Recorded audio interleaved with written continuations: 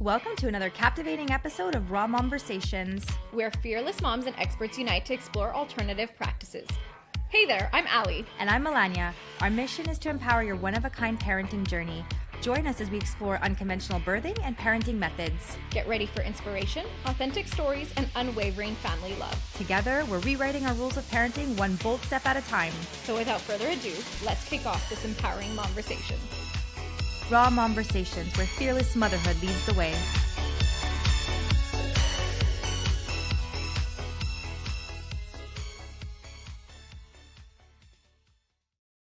Today, we're addressing a topic that touches the hearts of many families around the world, Infant Loss Awareness Day. This day is observed annually on October 15th, and it's a moment for us to come together, remember, and honor the precious lives that were lost too soon. This is a time to remember the infants who have left us either during pregnancy, at birth, or shortly thereafter due to various reasons. The impact of this loss is profound, affecting families emotionally and psychologically. One of the main goals of this day is to raise awareness about the prevalence of pregnancy and infant loss. So often, this loss is a silent struggle. But through events and initiatives on this day, we encourage open dialogue, reducing the stigma associated with this kind of loss. Today, Melania and I are sharing our personal experiences with pregnancy loss, specifically with miscarriage. It's a topic very close to our hearts, and we hope that by opening up and discussing our stories that we can offer support and comfort to those who have been going through similar journeys. We believe it is essential to break the silence surrounding miscarriages and create a safe space for dialogue. By sharing our experiences, we want to let others know that they are not alone in this, and there is a community of support. I don't even know how you start something like this. How do you even start? Right? Because you don't expect it to happen to you, right? No. Well, you started trying before I did. So yeah, tell me about your experience. So we got married in November of 2018. And if I was pregnant with Marcus in 2020, so then it would make sense it was 2019 because it took a whole year afterwards. But we weren't I wasn't looking at the calendar and paying attention and freaking out over it. So it kind of just happened organically. And I remember we were both really surprised when we found out that we were pregnant. And sometimes I feel a little I don't know if I have the right to discuss my loss just because I know I'm one of where it happened prior to the first trimester ending. So I know it's early, and I know that the reaction some people give is just well, was it meant to be? Do you know what I mean? Yeah, you're 1 in 4. It's not your fault. Yeah. But it was still the first time that we experienced seeing positive sign, pregnant sign on the stick and getting excited for it, and then not even imagining the possibility of the loss. And so I remember the day that it happened. It was really early in the morning. I don't know, it might have been 3:34 or something like that. And I went to the washroom and there was a lot of blood. And I remember Google saying that it's normal to have some spotting during the early part of your pregnancy, but this was a lot. And then I turned the light on and I remember seeing what resembled a sack in the toilet. And I knew something was wrong immediately. And told my husband, and he tried to stay positive for the both of us. And we went to the hospital. It just it just didn't even click what was happening. Right. So I just wanted to go and make sure that there was still going to be a heartbeat. And I'm 6 weeks pregnant at this point. Okay. Nobody knows except for my husband and I and you. I think I told you first. No, I didn't even know. Oh, I didn't tell you? No, you called me and you told me you had a miscarriage. Right. Yeah. You were the first person when I told him I was pregnant with Marcus. And we go to the hospital. I had a really, not that it was a great experience, but it was a comforting experience at the Jewish General. See the doctor, they send you to do a vaginal ultrasound. And that was really hard because they're not allowed to tell you what's going on. So it's so awkward in the room. Technician? Yeah. Waiting to see if there's a heartbeat or what they're going to see or if they find it. And finally, we get to see the doctor again. And I don't really remember much of what he said other than that he was really sympathetic. But he gave the line of 1 in 4 pregnancies, this is completely normal and it's not your fault. And I hadn't even started to thinking. I wasn't even that phrase. Yeah. Or even think that I did something wrong. It hadn't clicked yet. And I don't even know why, right? Because I literally, when you have like a pet goldfish and you flush it down the toilet, like I didn't even realize I was like flushing it down the toilet. Yeah. You know what I mean? Yeah. And so they sent me to, I tried looking on their website to find the name of the department because the woman who helped me was so lovely, but I guess it was like an aftercare and just to check up on you and explain everything that's going on. And I remember she was explaining to me about what I was experiencing. And then she said to me that we'd have to wait until I had 2 periods before we could start trying again. And then I remember saying, okay, well, this counts as my first one, right? And she was like, no, this is your pregnancy exiting your body. Yeah. And that's when it really clicked for me. And I felt like in that moment, I kind of detached from my body because it felt so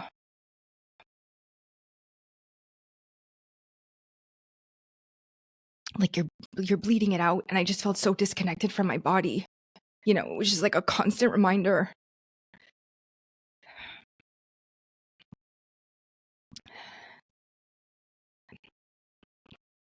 I feel like we've said these stories so many times, but it still gets you every time, Like I'm crying just watching you because it's like no one deserves to go through that, it's very difficult. And I'm sorry. And you said earlier, like, I don't feel like I deserve to even be sharing my story, but it doesn't matter if it's at, 6 weeks, 10 weeks. And obviously the further along it's, I don't want to say more difficult, but it's just as impactful, even if it's early, because it's life, Yeah. And then I remember at that point, after we left the hospital, she even gave me a call afterwards just to check up on me. And I just thought that support was really great. I called and I told everybody, and that's how they found out we were pregnant in the first place. And then I remember what happened with you is you connected me to go and see Susie for a facial just to kind of have like a pick me up. And it was a couple of months after. And she can read your skin. She can tell you what's going on with your body through your skin. And I remember she touched my shoulder and she was like, you have not healed. Right. And she's like, there's still so much healing to do. And she was talking to me about how my adrenal glands too were just like completely like shot. And she's like, before we can even do anything for your skin, we need to heal you from the inside. And so then that's how I got into naturopathy. Yeah. And so it was Dr. Christophe who was able to help me get pregnant. And it took a couple of months. And again, we weren't really freaking out over it. And the only silver lining in all of this, and just I really believe that everything happens for a reason, is that a year to the day, I found out I was pregnant again. A year to the day, and that they were going to have the same birthday. So I just felt like it was a sign that I didn't have to be scared going through this pregnancy, even though you're so scared during your first trimester of experiencing that loss and you want to hear the heartbeat at that 12-week appointment. But I just tried to tell myself that that baby was with Marcus while I was growing him. I can't even say anything because I'm going to start bawling. Yeah, that's beautiful. It's like everything happens for a reason, even though sometimes you may not understand it. Oh, but yeah, I'm sorry you had to go through that. It's so tough for anyone, and you don't wish it upon like your worst enemy. Literally, that's what I tell everyone.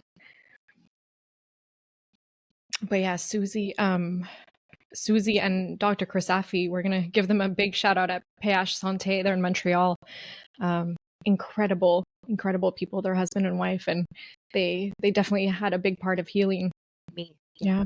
I even remember I got pregnant and I emailed and I sent him the success. And then I still have the email to this day when I sent him a picture after Marcus was born, just to let him know and to thank him. Like, this is in part because of you. Yeah. A big part because of yeah. That's so cool. Yeah.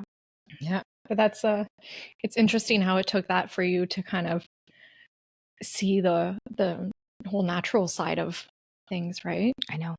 It took me down a whole other journey. Yeah. Not that I was an unhealthy person or doing anything, but it allowed me to just connect with my body in a whole other way. Yeah. And how do you feel like today, looking back on it? It makes me emotional every time I think about it. It brought me Marcus. I don't know even what life was like prior to him. And I guess no matter what, I'll still carry it into my next pregnancy, the fear. But everything happens for a reason, like I said before. I know, like, you think about it, if you would have had that baby, then Marcus wouldn't be here. Yeah. You know, and can you imagine your life without Marcus? No. I feel now that you're pregnant with Grace, I know. that the whole process prior to Isabel seems so long ago. So long ago, but not that long ago, which is crazy. Well, because we were both trying at the same time. We were so kind of like determined to have our kids close in age. And look, it worked out, right? They're what, 6 months apart? 7. 7? So after, were you pregnant yet when I had my miscarriage? No, I was not pregnant at that point. That because the miscarriage was when? For me, it was June. I feel like you got pregnant in August. Well, I got pregnant on our honeymoon. So we got married July 27th. July 27th. We went away to Greece after that. And, you know, honeymoon life, you're just enjoying each other after hard work of planning the big wedding and stuff. Took a pregnancy test. I was pregnant. And I thought, oh my God, it's a honeymoon baby. Like, this is crazy. You know, like, how often do you hear that? Or like, that's kind of the goal, right? For people who really want to have a family right after getting married. So yeah, I called, I booked an appointment, my 10-week appointment with the OBGYN. So that was set at 10 weeks. And as the weeks went on, at around 8 weeks, I started feeling a bit of pain on my left side. And I had a friend who had an ectopic pregnancy. So, you know, like when you're pregnant, we talked about all these like fears that from other people that you hear, all these stories. So I thought, oh my God, what if I'm having an ectopic pregnancy? So I went to my general practitioner. He said, okay, let's just go do an ultrasound and let's get that out of your head and not worry. I said, okay. So I went to a local clinic, did an ultrasound at 8 weeks. And this is the first time I ever saw like a little nugget on a screen, you know, and you're like, oh my God, this is crazy. There's a heartbeat. You can't really tell the shape of a baby at that age, you know, they're like, it just looks like a little blob. I think we had the app at that point. You know, we were falling with fruits or app. You get so excited with everything. And then about a week and a half goes by. And I remember specifically one day feeling like violently ill. Like I was nauseous. I had the typical symptoms, but I wasn't throwing up every day. And that day in particular, I was like violent for like a few hours. It was very weird. And then I felt great. Like great. The next morning I woke up, I didn't really have any symptoms. I was like, that's weird, you know, or maybe my body's just used to this is how it's supposed to be. I don't know. Some people don't get nausea, some people do. Anyway, a couple days later was my 10-week appointment with my OBGYN. We get there. My husband's with me and we sit down and she's going through the whole list of, okay, you're going to see me at this week. And then here's a prescription for the ultrasound at first trimester, second trimester, you know, all the paperwork that they give you. And she goes, you know what? It was actually a holiday. So there was no one in the clinic. She was the only one working. And she's like, look, I have the ultrasound machine here. Let's go see the little baby. So we're like, perfect, you know, and she's a friend of a friend and we shared the same OBGYN. She was wonderful. So she brought us in and, you know, I'm sitting there, my husband's beside me and she takes the probe and starts going on my belly. And, you know, she's like, how many weeks again were you, or when was your last period? And she's kind of just looking at the screen and it's like a big screen in front of us. You see everything. And I'm looking at it and the blob that should have kind of like evolved a little bit didn't really. But at the same time, like you said, it didn't really like hit you. Like you're not really processing what's happening.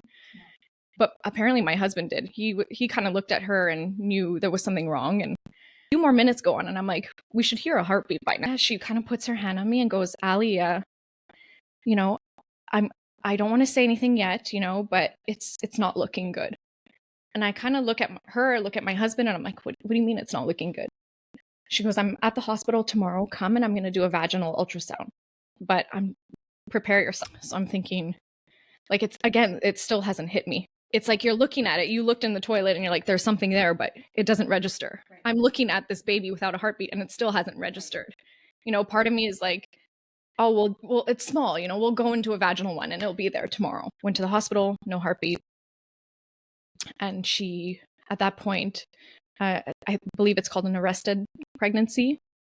So my body hasn't flushed anything out, but the fetus just kind of died inside. She basically said you can do a DNC, which is a dilation and curettage, which they go in and take it out. Or she said, I really suggest you do this pill. It's a pill you insert vaginally, and it's called misoprostol. And it essentially forces you to kind of go into labor and evacuate everything. So she said, because I was never pregnant before, the DNC does come with risk. So I appreciate the fact that she really pushed me to do it kind of at home. So yeah, I think that's when we came home. You came over with my mom and we just all sat there and, what do you say? I don't think we said anything, to be honest. I think the only comfort was that I had already had mine. Yeah. And so just being there. Yeah, it was, it's like a very heavy moment of like mourning, I find. And nothing has even happened at this point.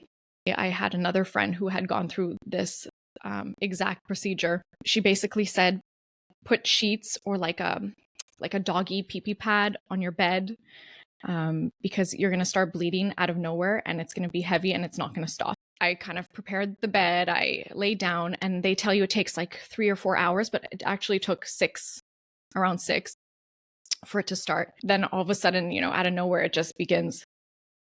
And I was like, oh my God. And at this point, I just ran to the bathroom, which was a few feet away from my bed, and sat on the toilet and everything kind of just expelled. And it for me, it just felt like never ending. Like I just looked at the floor and honestly, it looked like someone had been murdered there. From like the path of like the bed to the toilet, it was just a scene from a horror movie. And I remember just, crying and then trying to clean the blood off the floor at the same time because I didn't want my husband to see me like that. Like, I don't know, there was this kind of like feeling of like shame or embarrassment or like, I don't know, you just don't want your partner to see you suffering like that.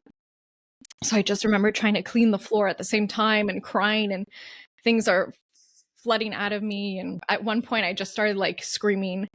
And it's not that it was like so painful physically, it was the emotional part of it. I already knew what was going to happen. I was already prepared, but to live through it was just, like I said, I wouldn't wish it on my worst enemy. And at this point I had, gone in the shower. I had my husband to come in. He came and he started cleaning and asked if I was okay. He was super supportive.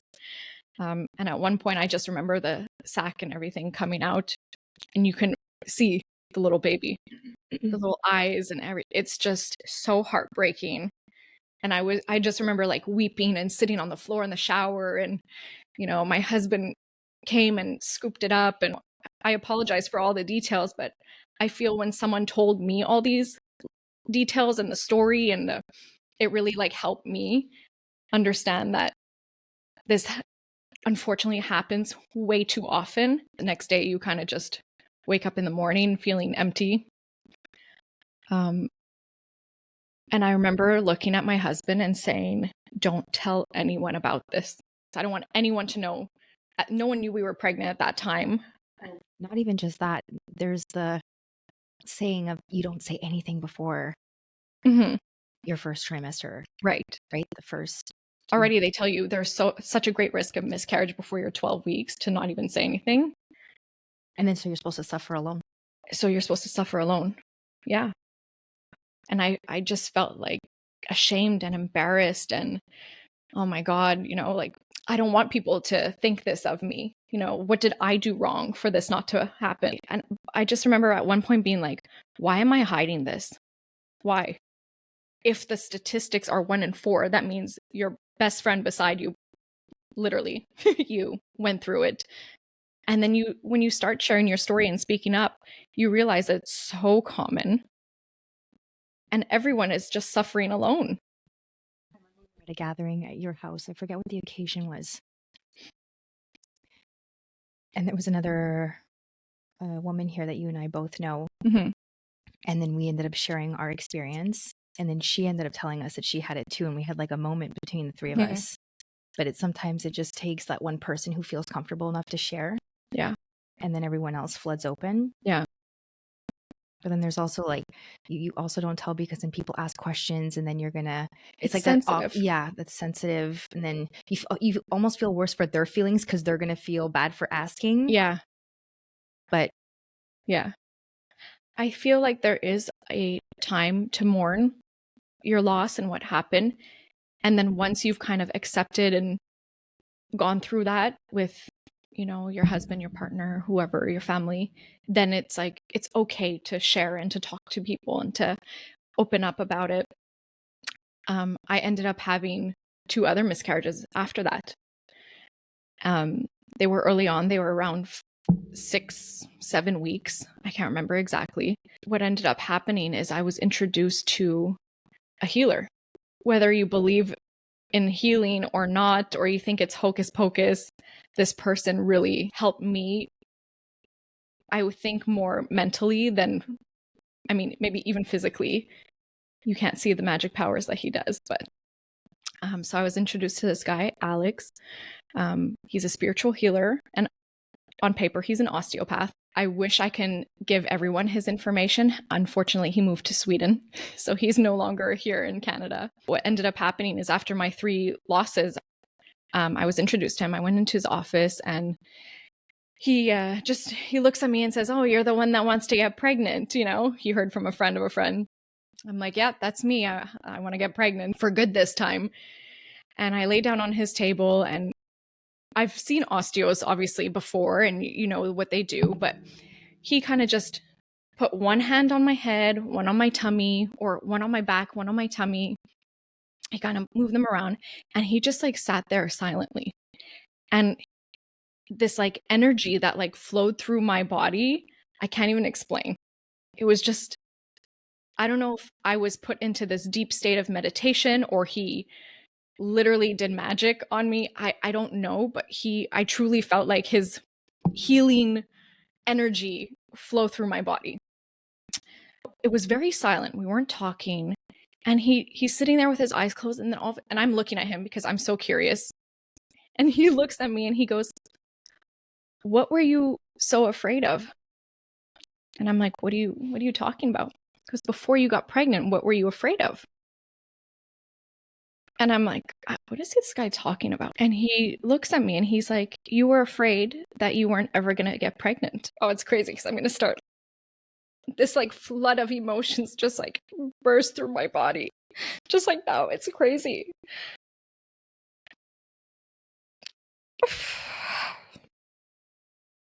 And I was like, yeah, I mean, that's the first time I actually realized I had that fear, which we actually spoke about in our last episode, but that's when I realized I was like afraid I was never ever going to get pregnant. And at this point, I'm really thinking that because now I've had 3 miscarriages. But he looks at me and he's like, you know, God doesn't want you to be an anxious mommy. And I really did like suffer from like extreme anxiety at that point. And I don't know if it was like the anxiety levels and the hormones in my body that was just not like happening for, I don't know, like, but he basically says, "Look, that little baby that you saw and witnessed," he's like, "that was like," he's like, "that was a gift from God to tell you that you can. And to not worry, you know, it's just not the time." And obviously you see like how emotional it is, and that's literally the same feeling that I had then. And it all just like made sense to me not to stress about it, and like I can get pregnant and it will happen. It's just not the time right now. Like we were saying, you know, if you would have had that baby, Marcus wouldn't be here today. I think just my body, my soul was just not ready at the time, and it had to go through this, and it really had to kind of teach me a lesson that there is a time and a place for everything. And it just wasn't the time. It was a very crazy, like, awakening moment in my life. We ended up doing a fertility test. And as we were doing them, I ended up getting pregnant naturally. And that's like the same time that I had saw him, and everything just kind of like fell into place. And yeah, it was pretty crazy. So I ended up with a beautiful, healthy little baby after that. But the journey was not easy. And yeah, I'm like grateful for this person who, you know, whether he did something physically or not, but he just opened something in my mind and my heart. I'm so grateful to have experienced that. Maybe it kind of led us to this today, the beginning of our journeys into the holistic and natural world, and getting the courage to open up and speak up about it.